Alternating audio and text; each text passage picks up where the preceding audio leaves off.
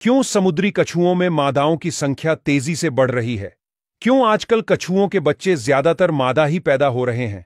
जब कोई मादा कछुआ 100 अंडे देती है तो उनमें से 99 अंडों में से मादा और सिर्फ एक अंडे में से ही नर कछुआ क्यों जन्म लेता है? क्या इसमें इंसानों का कोई हाथ है? इतनी सारी मादाओं के जन्म लेने से क्या होगा? चलिए जानते हैं कछुओं की यह हालत कैसे हुई और कौन इसका जिम्मेदार है। दरअसल ग्रीन सी टर्टल ऐसा समुद्री कछुआ है जिसमें कई सारे रहस्य छिपे हुए हैं। कई बार आपने देखा होगा कि यह कछुआ रो रहा है, लेकिन यह कछुए असल में रोते नहीं, बल्कि अपनी आंखों से आंसुओं के जरिए नमक निकालते हैं। क्योंकि ये समुद्र का खारा पानी पीते हैं, इसलिए इनकी आंखों के पास एक विशेष ग्रंथि होती है जो अतिरिक्त नमक को आंसू के रूप में बाहर निकालती है, जिससे उनका शरीर डिटॉक्स होता है। ग्रीन सी टर्टल का जन्म समुद्र के किनारे होता है, लेकिन जब अंडों में से एक बार नर टर्टल समुद्र में चला जाता है तो वह जीवन भर पानी में ही रहता है और वो कभी वापस जमीन पर नहीं आता।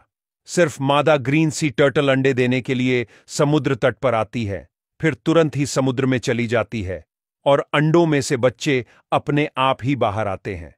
ग्रीन सी टर्टल कभी ग्रीन कलर के नहीं होते, उसका रंग भूरा या जैतूनी होता है।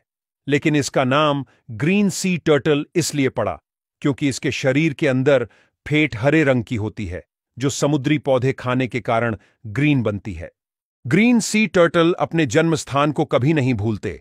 वैज्ञानिकों के अनुसार ये पृथ्वी के चुंबकीय क्षेत्र और सूर्य की स्थिति का उपयोग करके हजारों किलोमीटर का सफर तय कर सकते हैं और ठीक उसी समुद्र तट पर वापस आ सकते हैं जहां उनका जन्म हुआ था।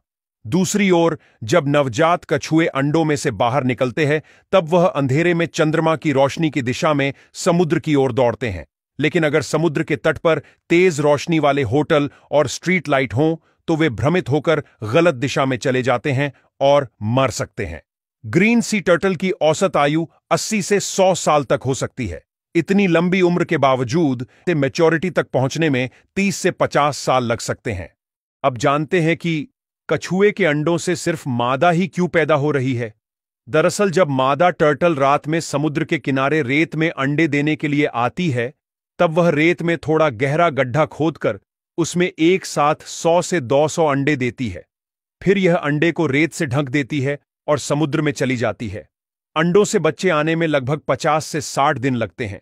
अब बच्चे मादा होंगे या नर होंगे, वह पूरी तरह से रेत के तापमान पर निर्भर करता है। इसे तापमान आधारित लिंग निर्धारण कहते हैं। अगर अंडे 23 से 27 डिग्री के बीच के तापमान में ऊष्मायन होते हैं तो अधिकतर नर कछुए जन्म लेते हैं। दूसरी ओर अगर अंडों का तापमान 29 सेल्सियस से ऊपर चला जाए तो अधिकतर मादा कछुए जन्म लेते हैं। आजकल जलवायु प्रदूषण के चलते रेत का तापमान काफी बढ़ चुका होता है, जिससे ज्यादातर अंडों से मादा कछुए ही जन्म ले रही है।